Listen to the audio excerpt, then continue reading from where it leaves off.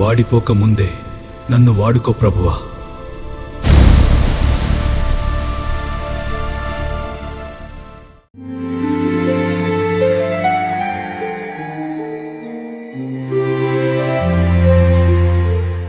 యుద్ధశూరుడైన దేవుడు, పరాక్రమశాలి అయిన దేవుడు యేసుక్రీస్తు ప్రభు నామమున అందరికీ వందనాలు, దేవునికి స్తోత్రాలు. ఆ అద్వితీయ సత్యదేవుడు మనలందరినీ ప్రేమించి మనకు అనుగ్రహించిన ఈ నూతన దినమును బట్టి సమస్త మహిమ ఘనత ప్రభావమును యేసయ్యకు మాత్రమే చెల్లునుగాక. ఆ దేవాది దేవుడు ఈ నూతన దినములో మనకు అనుగ్రహించిన పరమవాక్య ధ్యానము కృపావార్త, పరమగీత గ్రంథము 3వ అధ్యాయము 7వ వచనము. ఇదిగో సొలొమోను పల్లకి వచ్చుచున్నది, 60 మంది శూరులు దానికి పరివారము, వారు ఇశ్రాయేలీలలో పరాక్రమశాలులు, వారందరూ ఖడ్గదారులు, యుద్ధ వీరులు. దేవునికి మహిమ కలుగునుగాక, దేవునికి స్తోత్రం కలుగునుగాక. ప్రభునందు నాకు అత్యంత ప్రియమైన దేవుని ప్రజలారా, దేవుని బిడ్డలారా, గత 3 రోజులుగా మనము పరమగీత గ్రంథం 3వ అధ్యాయం 7వ వచనం ధ్యానిస్తున్నాం. సొలొమోను పల్లకి గురించి, 60 మంది శూరుల గురించి, ఇజ్రాయేలీలలో ఉన్న పరాక్రమశాలుల గురించి మనం ధ్యానించాం. ఈ దినమున ఇశ్రాయేలీలలో ఉన్న యుద్ధ వీరుల గురించి మనం దేవుని ఆత్మ చేత ధ్యానించడానికి పూనుకుందాం.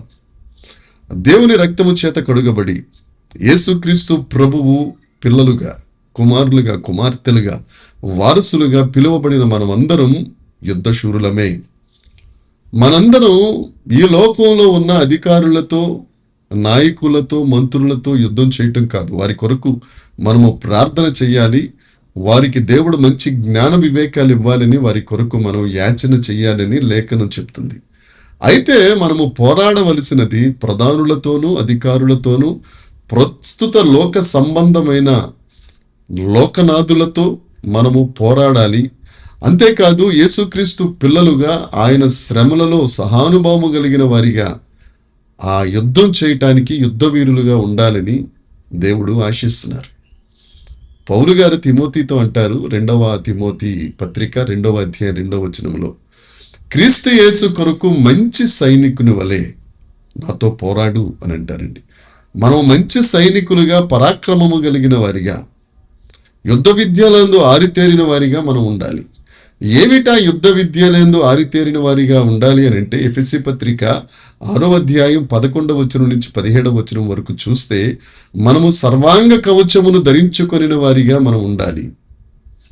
సర్వాంగ కవచమును ధరించుకోవాలి. దేవునికి స్తోత్రం కలుగునుగాక. సత్యమనే దట్టిని నడుముకు కట్టుకోవాలి. తరువాత సమాధాన సువార్త వలనైన జోడును మనం ధరించుకోవాలి. విశ్వాసం అనే డాలును పట్టుకోవాలి. రక్షణ అనే శిరస్త్రాణాన్ని పట్టుకోవాలి. ఆత్మ అనే ఖడ్గమును ధరించిన వారమై ఈ పోరాటంలో అపవాదిని, అపవాది శక్తులను, అపవాదికి సంబంధించిన దురాత్మల సమూహములను మనము జయించు వారిగా మనం ఉండాలి. అలాంటి యుద్ధ వీరులమై ఆ సర్వాంగ కవచమును ధరించుకొనిన వారిగా మనం ఉండాలని దేవుడు ఆశిస్తున్నారు. ఈ సర్వాంగ కవచమునే, ఈ యుద్ధాయుధములనే రోమపత్రిక 13వ అధ్యాయం 12వ వచనం చూస్తే తేజో సంబంధమైన యుద్ధోపకరణములు అని పౌలు గారు అంటారు. 1 కొరింథీ పత్రిక 9వ అధ్యాయం చూస్తే నీతి అనే ఆయుధములను మీ కుడి ఎడమల ధరించిన వారిగా మీరు ఉండాలి అని లేఖనం తెలియజేస్తుంది. ఎందుకు చెప్తున్నానంటే, ఇశ్రాయేలీలలో వారు యుద్ధ వీరులు.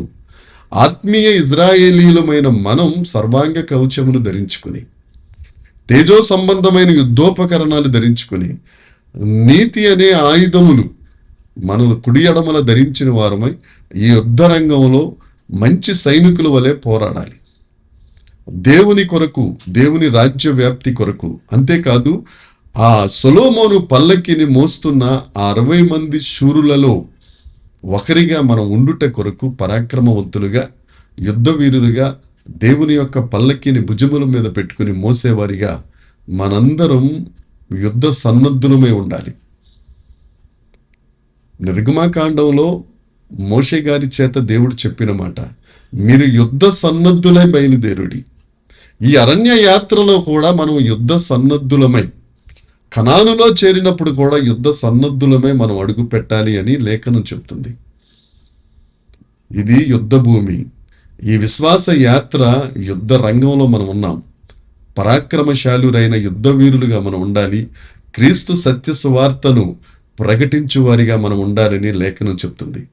దేవుని యందు ప్రియమైన వారలారా, దేవుని చేత ప్రేమించబడుతున్న వారలారా, మీ అందరికీ ఒక విన్నపం. మనమందరం ఇజ్రాయేలీలలో పరాక్రమశాలురుగా, యుద్ధ వీరులుగా ఉండాలని దేవుడు కోరుతున్నారు. అట్టి గొప్ప ఆత్మీయ జీవితం, ఆ సర్వాంగ కవచమును, ఆ తేజో సంబంధమైన యుద్ధోపకరణములు ధరించుటకు, నీతి కలిగిన వారమై, యథార్థత కలిగిన వారమై మనం ఉండుటకు దేవుడు సహాయం చేయనుగాక. అయితే ఈ తేజో సంబంధమైన యుద్ధోపకరణాలు, ఈ సర్వాంగ కవచం మనం ధరించుకోవాలి అంటే చేయవలసిన పని దేవుని సన్నిధిలో ప్రార్థన చేయాలి. దేవుని వాక్యాన్ని ధ్యానించాలి, గైకొనాలి.